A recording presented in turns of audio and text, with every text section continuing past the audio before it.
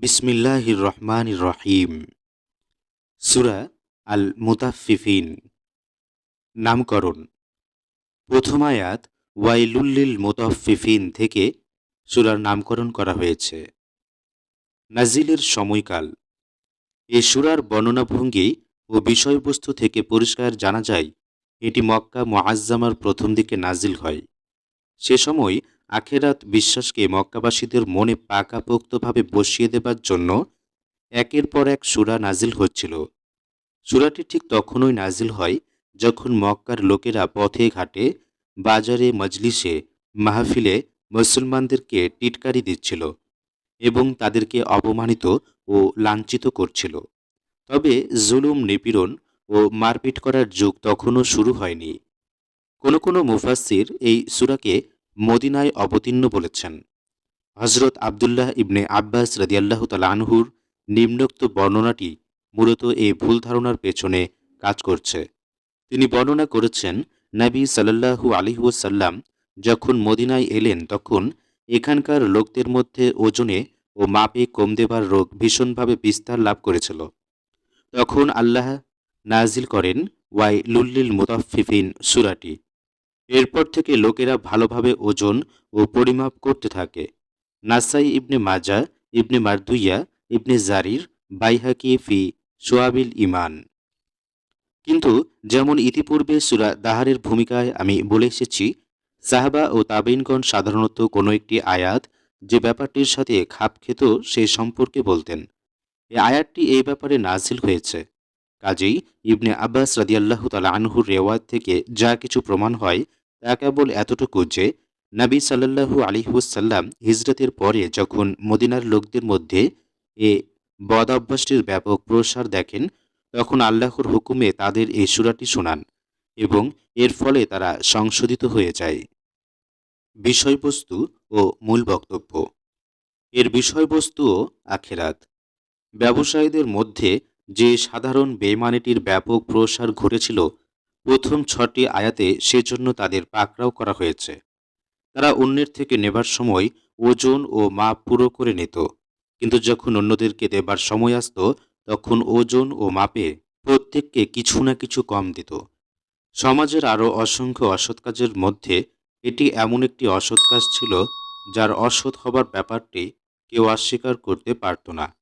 এই ধরনের একটি অসৎ কাজকে এখানে দৃষ্টান্ত স্বরূপ পেশ করে বলা হয়েছে। এটি আখিরাত থেকে গাফিল হয়ে থাকার অপরিহার্য ফল। যতদিন লোকদের মনে এই অনুভূতি জাগবে না যে একদিন তাদের আল্লাহর সামনে পেশ হতে হবে এবং সেখানে এক এক পায়ের হিসেব দিতে হবে, ততদিন তাদের নিজেদের কাজ কারবার ও লেনদেনের ক্ষেত্রে পূর্ণ সততা অবলম্বন সম্ভবই নয়। সততা ও বিশ্বস্ততাকে উত্তম নীতি মনে করে কোনো ব্যক্তি কিছু ছোট ছোট বিষয়ে সততার নীতি অবলম্বন করলেও করতে পারে, কিন্তু যেখানে বেঈমানি একটি লজ্জাজনক নীতি প্রমাণিত হয় সেখানে সে কখনোই সততার পথে চলতে পারে না।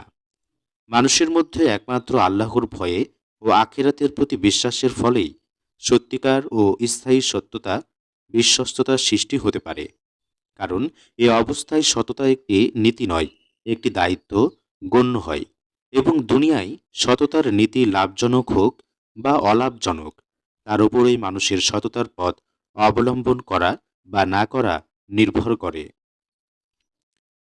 এভাবে নৈতিকতার সাথে আখিরাত বিশ্বাসের সম্পর্ককে অত্যন্ত প্রভাবশালী ও মনোমুগ্ধকর পদ্ধতিতে বর্ণনা করার পর ৭ থেকে ১৭ পর্যন্ত আয়াতে বলা হয়েছে, দুষ্কৃতকারীদের কাজের বিবরণী প্রথমেই অপরাধজীবীদের রেজিস্টার লেখা হচ্ছে এবং আখিরাতে তাদের মারাত্মক ধ্বংসের সম্মুখীন হতে হবে।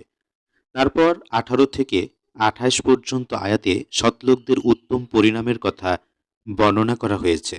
সেখানে বলা হয়েছে তাদের আমলনামা উচ্চ মর্যাদা সম্পন্ন লোকদের রেজিস্টারে সন্নিবেশিত করা হচ্ছে। আল্লাহর নৈকট্য লাভকারী ফেরেশতারা এই কাজে নিযুক্ত রয়েছেন।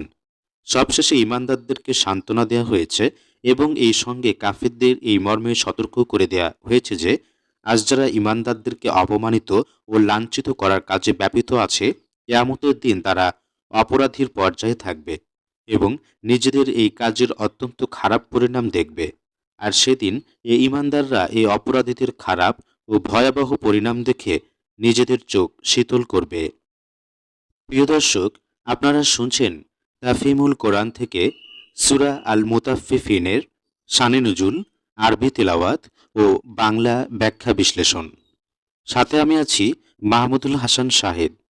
আপনারা যারা এখনও আমার এই চ্যানেলটি সাবস্ক্রাইব করেননি, তারা অবশ্যই চ্যানেলে সাবস্ক্রাইব করে রাখবেন এবং পাশে থাকা বেল আইকনটি অন করে রাখবেন, যাতে নতুন কোনো ভিডিও আপলোড করা মাত্রই আপনি নোটিফিকেশন পেয়ে যেতে পারেন। এবং আমাদের এই চ্যানেলের ভিডিওগুলো আপনার সহকর্মী সহযোগীদের কাছে বেশি বেশি শেয়ার করবেন, যাতে করে আমরা এই দিনের আলোটা সর্বত্র ছড়িয়ে দিতে পারি।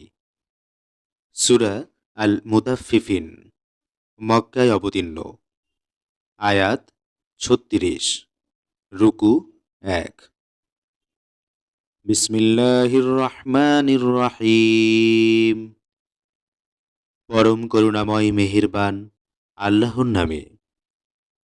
ওয়াইলুল লিল মুতাফফিফিন আল্লাযীনা ইযা ইকতালু আলান নাসি ইস্তাওফুন ওয়া ইযা কালুহুম আও ওয়াজানুহুম ইখসিরুন আলা ইয়াযুন্নু উলাইকা আন্নাহুম মাবউসুন লিয়াউমিন আযীম ইয়াউমা ইয়াকুমুন নাসু লিরাব্বিল আলামিন।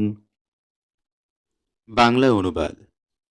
ধ্বংস তাদের জন্য যারা মাপে কম দেয়।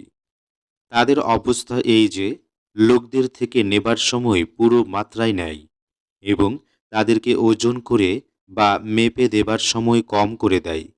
এরা কি চিন্তা করে না, একটি মহা দিবসে এদেরকে উঠিয়ে আনা হবে, যেদিন সমস্ত মানুষ রাব্বুল আলামিনের সামনে দাঁড়াবে। টিকা ১। মূলে মুতাফফিফিন শব্দ ব্যবহার করা হয়েছে। এই শব্দটি এসেছে তাফফিফ থেকে। আরবি ভাষার তাফিফ ছোট্ট, তুচ্ছ ও নগণ্য জিনিসকে বলা হয়ে থাকে। পারিভাষিক অর্থে তাফিফ মানে হচ্ছে মাপে ও ওজনে চুরি করা। কারণ এই কাজ করার সময় এক ব্যক্তি মাপ ও ওজনের মাধ্যমে কোনো বড় পরিমাণ জিনিস চুরি করে না, বরং হাত সাফাইয়ের মাধ্যমে প্রত্যেক ক্রেতার অংশ থেকে সামান্য সামান্য করে বাঁচিয়ে নেয়। ফলে বিক্রেতা কি জিনিস কতটুকু চুরি করেছে ক্রেতা তা টেরও পায় না। টিকা ২। কোরআন মাজিদের বিভিন্ন স্থানে ওজনে ও মাপে কম করার কঠোর নিন্দা এবং সঠিকভাবে ওজন ও পরিমাণ করার জন্য কড়া তাগিদ করা হয়েছে। সূরা আনআমে বলা হয়েছে, ইনসাফ সহকারে পুরা ওজন ও পরিমাপ করো, আমি কাউকে তার সামর্থ্যের চাইতে বেশির জন্য দায়িত্বশীল করি না। সূরা বনী ইসরাইলে বলা হয়েছে, মাপার সময় পুরো মাপবে এবং সঠিক পাল্লা দিয়ে ওজন করবে। সূরা রহমানে তাগিদ করা হয়েছে, ওজনে বাড়াবাড়ি করো না, ঠিকভাবে ইনসাফের সাথে ওজন করো এবং পাল্লায় কম করে দিও না। শুআয়বের সম্প্রদায়ের উপর এই অপরাধের কারণে আযাব নাজিল হয় যে, তাদের মধ্যে ওজনে ও মাপে কম দেবার রোগ সাধারণভাবে ছড়িয়ে পড়েছিল এবং হযরত শুআয়ব আলাইহিসসালামের বারবার নসিহত করা সত্ত্বেও এই সম্প্রদায়টি এই অপরাধমূলক কাজটি থেকে বিরত থাকেনি। টিকা ৩। কিয়ামতের দিনটিকে মহাদিবস হিসেবে উপস্থাপিত করে বলা হয়েছে, সেদিন আল্লাহর আদালতে সকল জিন ও মানুষের কাজের হিসেব নেওয়া হবে একই সঙ্গে এবং আযাব ও সওয়াবদানের ব্যাপারে গুরুত্বপূর্ণ ফায়সালা করা হবে। কাল্লা ইন্না কিতাবাল ফুজ্জারি লাফি সিজ্জিন ওয়া মা আদরাকা মা সিজ্জিন কিতাবুম মারকুম ওয়াইলুন ইয়াওমাইযিল লিল মুকাযযিবিন الذين يكذبون بيوم الدين وما يكذب به إلا كل معتد أثيم إذا تتلى عليه آياتنا قال أساطير الأولين كلا بل ران على قلوبهم ما كانوا يكسبون كلا إنهم عن ربهم يومئذ للمحجوبون ثم إنهم لصالو الجحيم ثم يقال هذا الذي كنتم به تكذبون। বাংলা অনুবাদ। কখনো নয়, নিশ্চিতভাবেই পাপীদের আমলনামা কয়েদখানার দফতরে রয়েছে। আর তুমি কি জানো সেই কয়েদখানার দফতরটা কি? একটি লিখিত কিতাব। সেদিন মিথ্যা আরোপকারীদের জন্য ধ্বংস সুনিশ্চিত, যারা কর্মফল দেবার দিনটিকে মিথ্যা বলেছে। আর সীমালঙ্ঘনকারী পাপী ছাড়া কেউ এসে মিথ্যা বলে না। তাকে যখন আমার আয়াত শোনানো হয়, সে বলে, এ তো আগের কালের গল্প। কখনো নয়, বরং এদের মনে এদের খারাপ কাজের জং ধরেছে। কখনো নয়, নিশ্চিতভাবেই সেদিন তাদের রবের দর্শন থেকে বঞ্চিত রাখা হবে। তারপর তারা গিয়ে পড়বে জাহান্নামের মধ্যে। এরপর তাদেরকে বলা হবে, এটি সেই জিনিস যাকে তোমরা মিথ্যা বলতে। টিকা 4। অর্থাৎ দুনিয়ায় এই ধরনের অপরাধ করার পর তারা এমনি স্বাধীনভাবে ঘুরে বেড়াবে এবং কখনো এদের আল্লাহর সামনে জবাবদিহি করার জন্য হাজির হতে হবে না, তাদের এই ধারণা একেবারে ভুল। টিকা 5। আসলে সিজ্জিন শব্দ ব্যবহার করা হয়েছে। এই শব্দটি এসেছে সিজন থেকে। সিজন মানে জেলখানা বা কয়েদখানা। সামনের দিকে যে ব্যাখ্যা করা হয়েছে তা থেকে জানা যায় এর অর্থ হচ্ছে এমন ধরনের রেজিস্টার খাতা যাতে শাস্তি লাভ যোগ্য লোকদের আমলনামা লেখা হচ্ছে। টিকা 6। অর্থাৎ যেসব আয়াতে বিচার দিনের খবর দেয়া হয়েছে সেই সব আয়াত। টিকা 7। অর্থাৎ শাস্তি ও পুরস্কারকে গল্প বা উপকথা গণ্য করার কোনো যুক্তিসঙ্গত কারণ নেই। কিন্তু যে কারণে তারা একে গল্প বলছে তা হচ্ছে এই যে এরা যেসব গুনাহ করতে থেকেছে এদের দিলে পুরোপুরি তার মরিচা ধরেছে। ফলে পুরোপুরি যুক্তিসঙ্গত কথাও এদের কাছে গল্প বলে মনে হচ্ছে। এই জং ও মরিচার ব্যাখ্যায় রাসূলুল্লাহ সাল্লাল্লাহু আলাইহি ওয়াসাল্লাম বলেছেন, বান্দা যখন কোনো গুনাহ করে তার দিলে একটি কালো দাগ পড়ে যায়। সে তওবা করলে দাগটি উঠে যায়, কিন্তু যদি সে গুনাহ করে যেতে থাকে তাহলে সমগ্র দিলের উপর তা ছেয়ে যায়। টিকা 8। অর্থাৎ একমাত্র নেক লোকেরাই আল্লাহর সাক্ষাতের সৌভাগ্য লাভ করবে এবং পাপীরা তার থেকে বঞ্চিত হবে। কাল্লা ইন্না কিতাবাল আবরার লাফি ইল্লিন ওয়া মা আদরাকা মা ইল্লিয়ুন কিতাবুম মারকুম ইয়াশহাদুহুল মুকাররাবুন ইন্নাল আবরার লাফি নাঈম আলাল আরাইকি ইয়ানজুরুন تعرف في وجوههم نظرة النعيم يسقون من رحيق مختوم ختامه مسك وفي ذلك فليتنافس المتنافسون ومزاجه من تسنيم عينا يشرب بها المقربون। বাংলা অনুবাদ। কখনো নয়, অবশ্যই নেক লোকদের আমলনামা উন্নত মর্যাদা সম্পন্ন লোকদের দফতরে রয়েছে। আর তোমরা কি জানো এ উন্নত মর্যাদা সম্পন্ন লোকদের দফতরটি কি? এটি একটি লিখিত কিতাব। নৈকট্য লাভকারী ফেরেশতারা এর দেখাশোনা করে। নিঃসন্দেহে নেক লোকেরা থাকবে বড়ই আনন্দে, উঁচু আসনে বসে দেখতে থাকবে। তাদের চেহারায় তোমরা সচ্ছলতার দীপ্তি অনুভব করবে। তাদেরকে মহর করা বিশুদ্ধতম শরাব পান করানো হবে। তার উপর মিশকের মহর থাকবে। যারা অন্যদের উপর প্রতিযোগিতায় জয়ী হতে চায় তারা যেন এই জিনিসটি হাসিল করার জন্য প্রতিযোগিতায় জয়ী হবার চেষ্টা করে। সেই শরাবে তাসনিমের মিশ্রণ থাকবে। এটি একটি ঝর্ণা। নৈকট্য লাভকারীরা এর পানির সাথে শরাব পান করবে। টিকা 9। অর্থাৎ মানুষের ভালো ও মন্দ কাজের কোনো পুরস্কার ও শাস্তি দেয়া হবে না, তাদের এই ধারণা একেবারেই ভুল। টিকা 10। মূলে খিতামুহ মিস্ক বলা হয়েছে। এর একটি অর্থ হচ্ছে যেসব পাত্রে এই শরাব রাখা হবে তার উপর মাটি বা মোমের পরিবর্তে মিশকের মোহর লাগানো থাকবে। এই অর্থের দিক দিয়ে আয়াতের মানে হয় এটি হবে উন্নত পর্যায়ের পরিচ্ছন্ন শরাব। ঝর্ণায় প্রবাহিত শরাবের থেকে এটি বেশি উন্নত গুণাবলী সম্পন্ন হবে। জান্নাতের খাদেমরা মিশকের মোহর লাগানো পাত্র করে এনে এগুলো জান্নাতবাসীদের পান করাবে। এর দ্বিতীয় মানে হতে পারে এই শরাব যখন পানকারীদের গলা থেকে নামবে তখন শেষের দিকে তারা মিশকের খুশবু পাবে। এই অবস্থাটি দুনিয়ার শরাবের সম্পূর্ণ বিপরীত। এখানে শরাবের বোতল খোলার সাথে সাথেই একটি বোটকা গন্ধ নাকে লাগে। পান করার সময়ও এর দুর্গন্ধ অনুভূত হতে থাকে এবং গলা দিয়ে নামবার সময়ও মস্তিষ্কের অভ্যন্তরেও পচা গন্ধ পৌঁছে যায়।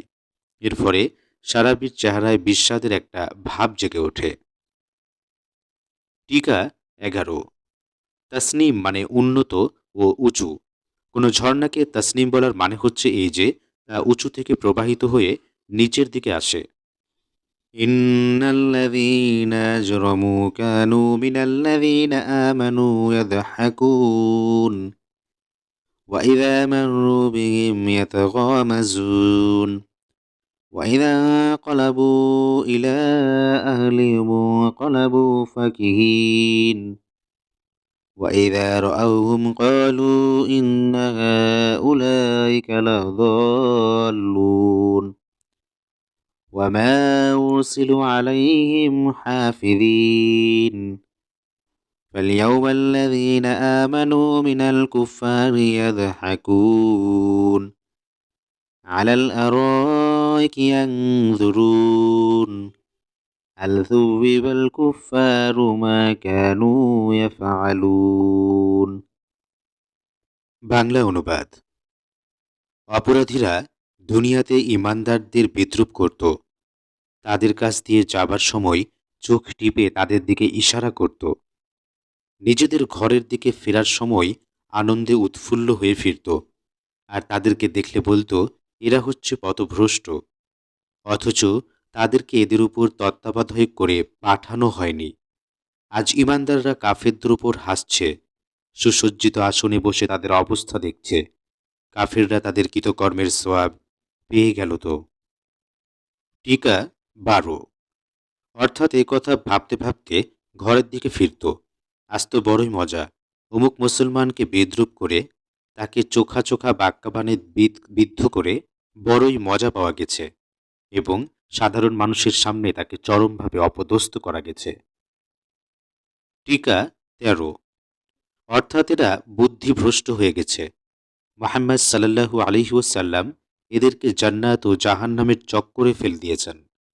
ফলে এরা নিজেরা নিজেদেরকে দুনিয়ার লাভ স্বার্থ ও ভোগ বিলাসিতা থেকে বঞ্চিত করে রেখেছে এবং সব রকমের আশঙ্কা ও বিপদ আপদের মুখোমুখি হয়েছে। যা কিছু এদের সামনে উপস্থিত আছে তা কেবল এ অনিশ্চিত আশায় ত্যাগ করছে যে এদের সাথে মৃত্যুর পরে কি এক জান্নাত দেবার ওয়াদা করা হয়েছে আর পরবর্তী জগতে নাকি কোনো জাহান্নাম হবে। এদেরকে তার আযাবের ভয় দেখানো হয়েছে এবং তার ফলে এরা আজ এই দুনিয়ার সবকিছু কষ্ট বরদাস্ত করে যাচ্ছে। টিকা 14। এই ছোট ছোট বাক্যটিতে বিদ্রূপকারীদের জন্য বড়ই শিক্ষাপ্রদ হুঁশিয়ারি উচ্চারণ করা হয়েছে। অর্থাৎ ধরে নেওয়া যাক মুসলমানরা যা কিছুর প্রতি ঈমান এনেছে সবকিছুই ভুল, কিন্তু তাতে তারা তোমাদের তো কোনো ক্ষতি করছে না। যে জিনিসকে তারা সত্য মনে করেছে সে অনুযায়ী তারা নিজেরাই একটি নৈতিক দৃষ্টিভঙ্গি ও কর্মনীতি অবলম্বন করেছে। এখন বলো, আল্লাহ কি তোমাকে কোনো সেনানায়ক বানিয়ে পাঠিয়েছেন? যে তোমাকে আক্রমণ করছে না তুমি তাকে আক্রমণ করছো কেন? যে তোমাকে কষ্ট দিচ্ছে না তুমি তাকে অযথা কষ্ট দিচ্ছ কেন? আল্লাহ কি তোমাকে এই দায়িত্ব দিয়ে পাঠিয়েছেন? টিকা 15। এই বাক্যের প্রথম একটি শুকনো বিদ্রূপ লুকিয়ে আছে। যেহেতু কাফিররা সোয়াবের কাজ মনে করে মুসলমানদেরকে বিরক্ত করত ও কষ্ট দিত, তাই বলা হয়েছে আখিরাতে মুমিনরা জান্নাতে আরামে বসে বসে জাহান্নামে কাফেরদের আগুনে জ্বলতে দেখবে। তাদের এই অবস্থা দেখে মুমিনরা মনে করে বলতে থাকবে ওদের কাজের কেমন চমৎকার সোয়াব ওরা পেয়ে গেল। সমাপ্ত। সম্মানিত দর্শক, আমি আশা করছি ভিডিওটি আপনাদের অনেক ভালো লেগেছে এবং আজকের এই সূরাটিতে অনেক বিষয় হয়তো বা শিখতে পেরেছেন যেটা আপনার জানা ছিল না। তো ভিডিওটি ভালো লাগে থাকলে অবশ্যই ভিডিওতে একটি লাইক দেবেন এবং কমেন্ট করে আপনার মতামত অবশ্যই জানাবেন। বিশেষভাবে আপনারা যখন কোনো কমেন্ট করেন, তখন সেটা আমাদেরকে নতুনভাবে একটা কাজের অনুপ্রেরণা যোগায়। সেজন্য আপনার কমেন্টই আমাদের কাছে অনেক মূল্যবান। এবং আমাদের এই ভিডিওটি আপনারা বেশি, বেশি শেয়ার করবেন যাতে দিনের এই আলোটা আমরা সর্বত্র পৌঁছে দিতে পারি। বিশেষভাবে যারা কোরআন তেলাওয়াত পারে না, তারা কোরআন থেকে অনেক দূরে অবস্থান করে এবং যারা কোরআন তেলাওয়াত করতে পারে, তারা বাংলা ব্যাখ্যা বিশ্লেষণ অনেকেই পড়ে না অথবা বাংলা পড়তে পারে না, এমন মানুষও কোরআনটা তাদের অনেক দূরে অবস্থান করছে। তো আমরা আশা করছি যে আমরা এই ভিডিওর মাধ্যমে এই কাজটা যদি আমরা সবার কাছে পৌঁছে দিতে পারি, তাহলে কোরআনটা সকল শ্রেণীর মানুষের কাছে অনেক সহজ হয়ে যাবে ইনশাআল্লাহ। তো আপনারা সেজন্য আমাদেরকে অবশ্যই সহযোগিতা করবেন এবং আপনাদের দায়িত্ব এই ভিডিওগুলো শেয়ার করা এবং আমাদেরকে অবশ্যই কাজের অনুপ্রেরণার জন্য আপনার কমেন্টগুলো জানাবেন। তো আজকে এখানেই বিদায় নিচ্ছি। ততদিন সকলে ভালো থাকবেন, সুস্থ থাকবেন। তাফহিমুল কোরআন বাংলা চ্যানেলের সঙ্গেই থাকবেন। আসসালামু আলাইকুম ওয়া রাহমাতুল্লাহি ওয়া বারাকাতুহু।